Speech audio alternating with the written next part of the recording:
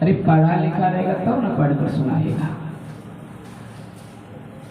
इस व्यक्ति जो पढ़ा लिखा था चश्मा को संत धर्म तत्व में पढ़ लिया। क्या पढ़ा कि आपका बेटा बहुत सारा पैसा लेकर आ रहा है, घर पहुंचने वाला है, कि तुम क्यों रो रहे हैं। चश्मा वाला से पूछा कि जरा तुम बोलिए चश्मा जो पहने हैं पढ़ा लिखा, कि महाराज हम चश्मा तो पहने हैं पढ़ा लिखा नहीं है, दुकान में चश्मा बिक रहा था हम खरीद करके ले आए।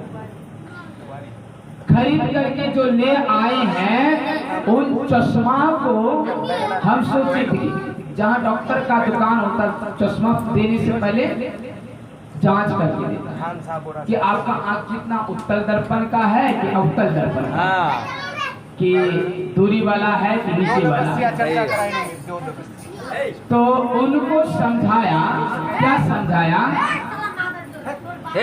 कि उन चश्मा में जो गुण भरा हुआ था, चश्मा तो सबका एक ही है। कहा कि तो कुछ पढ़ा लिखा है, पढ़ा लिखा वाला व्यक्ति पूछा पढ़ा लिखा है कि महाराज कुछ तो नहीं पढ़ा लिखा है, कि चश्मा पहन करके तुमको क्या दिखाई देगा। तो बात वही सजनों, कहानी की ताप्रे में हम लोग तो जानते नहीं, कुछ पढ़े नहीं, एक ईश्वर को ढूंढ रहे हैं जो बता रहा है दुकान में, वही खरीद ले रहे हैं और पहनते हैं तो दिखाई दे ही नहीं। उसी के तत्व में आज शिव हमारे अंदर जो है ये लिंग जटाधारी त्रिपुरारी अंतर्यामी है, 9 भक्तियों का निर्माण से बना हुआ है। रामायण में भी लिखा है प्रथम भक्ति संतन संगा, दूसरी भक्ति कथा प्रसंगा। ईश्वर की प्रथम भक्ति का संग संतों की संग होगा। आज शिव जो हम लोग पूछते हैं रुद्र पहनता है, जटा पहनता है, नीलकंठ पहनता है, तो शिव महापुराण में लिख दिया है कि जटाधारी रुद्रधारी त्रिपुरारी का दर्शन करते करते सर्वमान शिव का दर्शन तुझे हो जाता है। हर हर महादेव। तिलकधारी को भी दर्शन कर लेते हैं तो सर्वमान तुझे शिव का दर्शन हो जाते हैं। जो रुद्राक्ष पहनता है उन्हें मांस मछली लहसुन प्याज सोजना गाजर तक वर्जित कहता है। शिव महापुराण में हम नहीं कहते हैं। शिव महापुराण में लिखा हुआ है कि लहसुन प्याज गाजर से वर्जित रहना चाहिए और रुद्राक्ष पहनने वाला व्यक्ति को सदाचार शिष्टाचार शिष्टाचार से पूर्ण रहना चाहिए। इसीलिए सज्जनों कि आप ही शिव का स्वरूप बन जाते हैं। कोई गुरु बहना गुरु परिवार आपको रुद्राक्ष की कंगन देखता है तो प्रभु उन शिव महादेव का याद आ जाता है कुछ क्षण के लिए, तो इसे आपको भी सर्वमान शिव का स्वरूप माना जाता है। तो इसीलिए रुद्राक्ष पहनने के लिए बहुत नियम है। 1 मुट्ठी से लेकर 9 मुट्ठी तक रुद्राक्ष, 1 मुट्ठी से लेकर 9 मुट्ठी से लेकर 14 मुट्ठी तक पूर्ण रुद्राक्ष। 14 मुट्ठी के सिवा रुद्राक्ष कुछ नहीं है। इन 14 मुट्ठी रुद्राक्ष पहनने वाला व्यक्ति और सज्जनों को बहुत पुण्य होती है। आज शिव चर्चा में शिव कथा में भगवान मजाक नहीं, अरे संतों की वाणी दम में रहती है, कम में नहीं रहती है। आज हरिनंदन की भैया की वाणी दम में है तब तो पूरा विश्व में कम से नहीं है। आज हम लोग जिस कथा में बैठे हैं चर्चा में बैठे हैं भगवान शिव को पहचान कौन है? शिव हम सब लोग हैं। आज जो मूर्ति के स्वरूप में देख रहे हैं बता दें कि दुखदायक हो सकता है। अगर आत्मा और अंदर के ज्ञान में तुम उतार दोगे तो तुम्हारा सुखदायक हमेशा नजर में आ सकता है कि हमारे अंदर ही शिव है। शिव और भोला और नीलकंठ क्यों कहा गया है? अरे गाजा चिलम पीने से तुम शिव की पुजारी बन सकते हो? कदापि नहीं।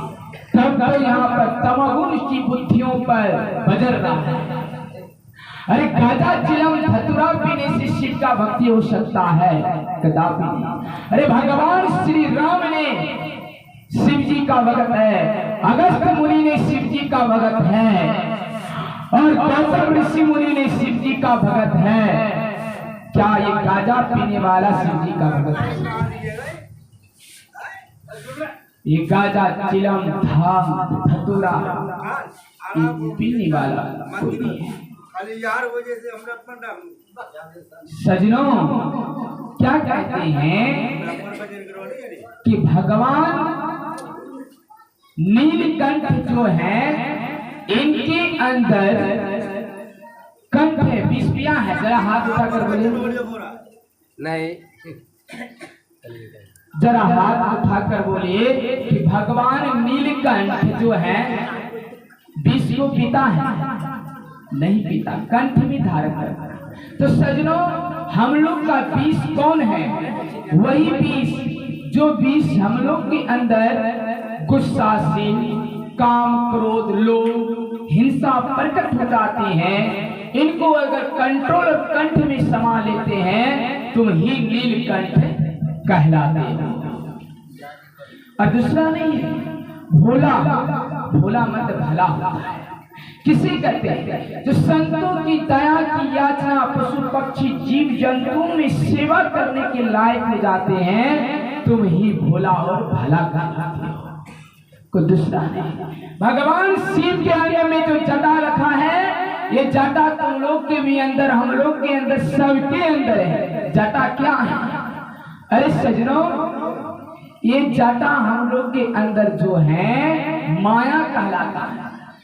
2 साल 3 साल 7 महीना के बच्चा का बाल माँ के गर्भ से जब जन्म लेता है ना, तो देखना इनका बाल अगवानता नहीं, आगे बढ़ता है नहीं। जब ठाकुर का कृपा लग जाता है तो उनका बाल में उन्नति होने लगता है, यानी छोटा बाल खत्म। तो उसी तरह से सजनों, हम लोग माया के बंधन में जो घिरे हुए हैं, बाल बच्चा, परिवार, भरण पोषण, और कभी गुरु बहना से दर्शन ने, साधु से दर्शन ने, वही घर परिवार, खेती गृहस्थी, माल जाल और भक्ति का कोई सूत्र का मार्ग नहीं है। अगर यदि वही परिवार में आकर के कोई संत आपको समझा देगा कि भक्ति कीजिए सुखदायक है, भजन कीजिए सुखदायक है, कीर्तन कीजिए सुखदायक है, तो आप जटा का बाल ठाकुर जी समझ काट दिया। वही ठाकुर कौन? सत्पुरुष हुआ जो आपको कोई राह दिखा दिया, गुरु बहना, गुरु परिवार। तब तो शिव चर्चा में आकर जुटी, तब ना मगन मन लग रहा है। अगर नहीं लगा देता तो तुमको मगन मन कैसे लगता? तो इसीलिए सजनों, हम लोग के अंदर में भी आज जो भस्म धारण करते हैं, ये भस्म धारण का अर्थ क्या जानते हैं? बाबा, तुझे अच्छा नहीं लगता? हाथ जोड़ कर कृपया यहाँ से आप बाहर रहना चाहिए। अभी वहाँ कोई भजन नहीं करो, जब आप बेचारा सही बात बता छे, कोई टोकरा बेकम बेफालतू नो, कोई बात बोलता है यार दोनों के नहीं, आप कहिए बाबा। नहीं नहीं सही हो रहा, अपना बीच का बात बोल रहा है कोई बात। देखिए, ऐसी साधु व्यथा को मारता है, समझ? हाँ छोड़िए। तो हम लोग इस स्थान पर बैठे हैं, तुम्हारे घर में कोई मजदूरी दिहाड़ी करने नहीं आई, तुम्हारे घर में कोई आपका गुलाम बनकर नहीं आए, मैं ईश्वर का गुलाम बनकर आया। कोई अंदरूनी गप कर रहा है, ईश्वर की कोई गप नहीं। हाँ कोई ना बोलो। मन लग रहा है तो सुनो बैठ करके, नहीं मन रहा तो घर छोड़ो, या कहिए तो हम लोग बोरी बस्तर समझते चल करते हैं, क्योंकि हम पहले ही आरती की तरफ। नहीं बाबा कहिए। नहीं बाबा, आप परवजन अच्छा कर रहे हैं। इसीलिए सजनों, भगवान शिव के अंदर जो बागंबर पहने हुए हैं, इस बागंबर को कौन पहचानता है? भोलेनाथ कहता है सजनों, हम सबके बीच में भी बागंबर हैं। अब सोचिए कैसे नहीं? किसी मनुष्य के शरीर की नाखून बड़ा हो, जो मांस मछली खाते हैं, मदिरा शराब पीते हैं, इन्हें अपने पिता पर, अपने बेटा पर भी विश्वास नहीं होता है। क्योंकि सज्जनों, शिकारी सज्जन लोग कितनों अच्छा से बाघ को पालेगा, पोसेगा,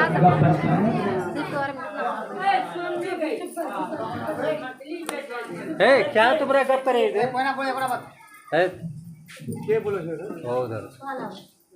बागंबर जो पहने हुए हैं, ये बागंबर हम लोग के भी अंदर पहना हुआ, खाली शिव जी के अंदर नहीं है। सज्जनों, अगर यदि आपके अंदर राग द्वेष उत्पन्न हो रहा है, गलत विचार, गलत भावना उत्पन्न होता है, तो वही बागंबर आपके अंदर पहना हुआ है। बाघ को कितनों अच्छे पाले के बाघ मेरे दोस्त हैं, शिकारी है, मांस में एक दिन भूखा रहेगा, भाग तुम्ही को झपट कर खा जाएगा। इसीलिए बागंबर बनकर भोलेनाथ संकेत सुना रहा है सज्जनों हम लोगों को कि जितने मनुष्य, चाणक्य नीति ने बतलाया, जिस मनुष्य की नाखून बड़े हो, मांस मदिरा सेवन करने वाला, भांग गजे धतूरा चिलम पीने वाला है, इनसे कितनों अच्छा दोस्ती कीजिए, कितनों अच्छा प्रेमी कीजिए, एक दिन इसका नासा सिर चढ़ जाएगा तो दोस्ती बिगड़ा देगा। इसलिए सज्जनों, इससे भी भोलेनाथ का दूर रहना ही चाहिए। सहमति संगति परिवार सुनी सखिता, प्रभु शिव महापुराण की रचयिता। प्रभु के गले में जो सांप दिख रहे हैं सज्जनों, ये सांप हम लोग भी हैं। अब कहो कि सांप कैसे हैं? जरा देखिए, ये सांप जो है हम लोग के अंदर जो है कैसे है? आपका रीढ़ सज्जनों ठीक ठाक है, बेटा पूछेगा, बेटी पूछेगा, बाल बच्चा, नाती पोता सबको पूछेगा, पूछेगा कि नहीं पूछेगा? अब जब आपका रीढ़ टूट जाएगा, चार पाई खटिया देगा, ना बेटा ना पोती ना नाती पूछेगा, दादी है माँ है मरने, तब कहेगा प्रभु मेरा एक ही ईश्वर कब उठा कर ले जाओगे? तो सर्प को दुनिया में कोई पूछने वाला नहीं, देवों का देव महादेव पूछने वाला है, इसलिए इनके गले में सत्य धारण कर रखा है। हर हर महादेव। तो उसीलिए सज्जनों, हम लोग के बीच में भी कमर की हड्डी है, मजबूत है। अगर आपके अंदर एक भी गुण नहीं, कला नहीं, शिष्टाचार नहीं, आचार नहीं, व्यवहार नहीं है, तो आप जीते जीत मरा है। एक अमृत जो विष पी रहे हैं, समुद्र मंथन के समय अमृत निकला गया, और एक अमृत कहा था समुद्र मंथन में अमृत मिला, सब देवता पी लिया, खत्म हो गया। हम कहते सज्जनों, ये अमृत अभी भी पान हो रहा है। पीने वाला पी लेता है, नहीं पीने वाला फिर वे धान की जसीरे में पी करके मस्त मगन रहता है। अरे अमृत कहाँ?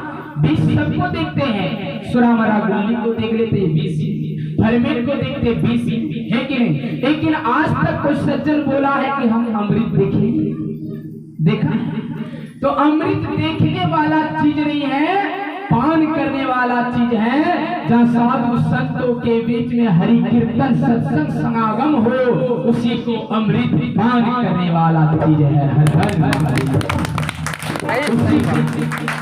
अमृत पान करने वाला चीज है। आज जो अमृत हम लोग पीते हैं, अरे गांजा पी करके शिव जी की भक्ति करते हैं, अमृत पान नहीं, ये तो शिव की राक्षसी भक्ति, अनधुनी रावण की भक्ति होता है। रावण बड़े बड़े राक्षस थे, इनकी जैसी भक्ति करने वाला संसार में कोई नहीं जन्मा है, ना जन्म ले सकता है। आज देखिए रावण का कहाँ घर है, और श्री राम के पांव में एक खड़ग भी नहीं चढ़ा हुआ था, एक ही धुन संतों की सेवा के मन में लगा हुआ था। आज देखिए श्री राम को भजन ही हो जाता है। अब कहता है सज्जनों कि शिव के अंग में जो तीन आंख देख रहे हैं, हम लोग का भी तीन आंख है।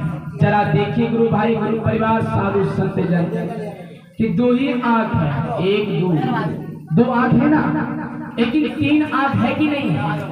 कहाँ है? तीसरा आंख सदगुरु के चरण में है। कैसे तीसरा आंख सदगुरु के चरण में? अब कभी पढ़ा लिखा नहीं, अंधुनी जो चश्मा वाला कहानी सुनाया, अब उसी में बैठा रहा हूं। देखिए कभी ना पढ़ा लिखा, कभी ना बुद्धि, कभी ना ज्ञान, कभी ना विवेक, तो आपको धरा दिया पूरा किताबें पढ़ लीजिए, आप कभी गुरु करवे नहीं किए हैं, कभी मास्टर के पास जाकर पढ़वे नहीं किए हैं, आपको क स ग शब्द का ज्ञान ही नहीं है, तो आपको तीसरा आंख खोलेगा। अब आंख है, घर में दाल है, बुद्धि है ये नहीं है कि दाल में नून दे, तेल दे, हल्दी दे तब दाल सब्जी बनेगी। अरे तीसरा आंख बता देगा, खोल देगा, तब तुम समझ जाओगे प्रभु के असीम कृपा से तीसरा आंख हमारा खोल गया। बोली उमापति महादेव। सदगुरु के ही चरण में तीसरा आंख खुलेगा। आज हम लोग इतने गुरु परिवार कहते हैं, अरे संतों की भजन को गाइए, संतों की भजन को सुनिए, तुम्हारे मन में तब संत रूपी बुद्धि जागेगा, तब तुम शिव का रूपी पहचान करोगे कि शिव कौन, संत कौन, वही सदगुरु स्वरूप संत है। जब तक सदगुरु स्वरूपम संत है, जब तक भैया हरिनंदन संत का स्वरूप ना लेता, तो आज हम लोग चर्चा का प्रख्यात नहीं कर पाते। आज सजनों, हम लोग आंधुनी में कहते हैं कि काहे कबीर पंथ का भजन गाए, काहे शिवरानी का गाए। अरे सजनों, भजन के शब्द के रस को पहचाना कि शब्द में क्या बोल रहा भजन में। शिव जी को ही पहचानते हैं, मूर्ति को ना पहचानते, रूप को ना पहचानते, फोटो में ना गजा पीते देखते हैं। ये कदापि सरासर झूठ की कंप्यूटर से छपाया हुआ प्रतिमा बनाया हुआ है। कहो तो साव सत्य करा सकते हैं।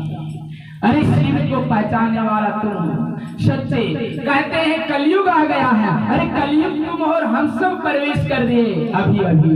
अरे अगर सत्य रूपी वाणी को समझ लेते, बुझते, समझते, तो सतयुग नजर आ रहा। बीच में अगर यदि हम लोग कुछ संकट कर देते हैं तो उस कलयुग नजर।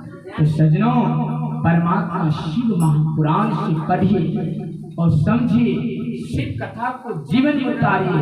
आज भगवान शिव के नंदी सवार हैं, बैल हैं, सिंह हैं, इनके अर्थ समेत सोट। इसीलिए इसमें बैल जो है चढ़ा हुआ है, नंदी का स्वरूप। नंदी हम लोग का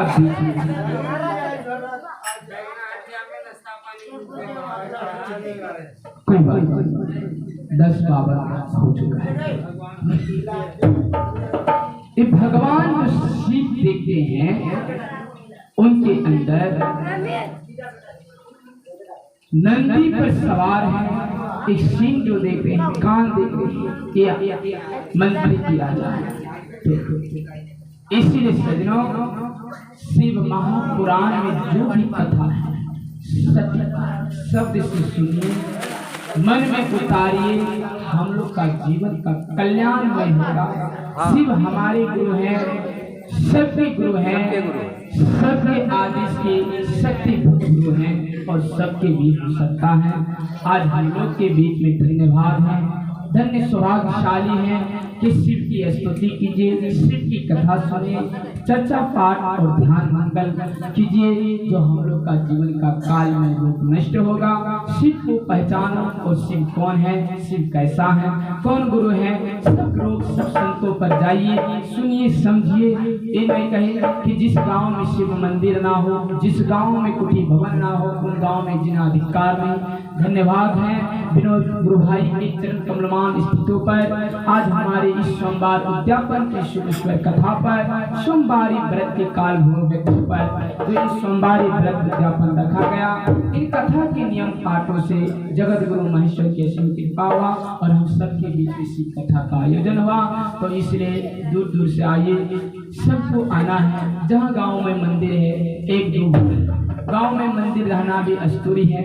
मतलब इसीलिए कि गांव में मंदिर रहने से मन से क्या होता, मंदिर मन की बीमारी को स्थिर, काल कष्ट जितना भी दुख है अगर मंदिर में आ जाता है, आधा ही भजन, एक ही भजन, बुनियाद सहित भजन गाते हैं, तो आपका मन में संतुष्टि और शांति होता है। इसलिए गांव में कोई भी मंदिर आपको अपेक्षा जो भी है, राम कृष्ण राधा शिव बनाते हैं उन्हें सहयोग दीजिए, सबको बनाने की अनुमति दीजिए और बनाने दीजिए, सबको बलपूर्वक से सहयोग करने से मंदिर का निर्माण होगा, हम लोग का भी मन की दिल हृदय शांति होगा। सोमवार व्रत करने वाला तिल लगाकर स्नान करता है और उनके बाद जो सोमवारी करते हैं मांस मछली नहीं खाता है और सोमवारी व्रत करने से बहुत ही पुण्यता का फल है और उसके से प्रसन्न होता है। जो सोमवारी व्रत कथा सुनते हैं, सुनाते हैं, जो करते हैं, उनके घर में भगवान का रूप शिव स्वरूप शंकर का पदार्पण होता है, जो भगवान जी का रूप है। तो इसलिए सज्जनों, हम लोग सभी उठिए, अब खड़ा उठिए, माता भजन हो चुके हैं, अब आरती करेंगे, खड़ा हो जाइए सब। कर्पूर गौरं करुणावतारं संसार सदा वसंतं हृदयेन्द्रे भावं भवानी सतं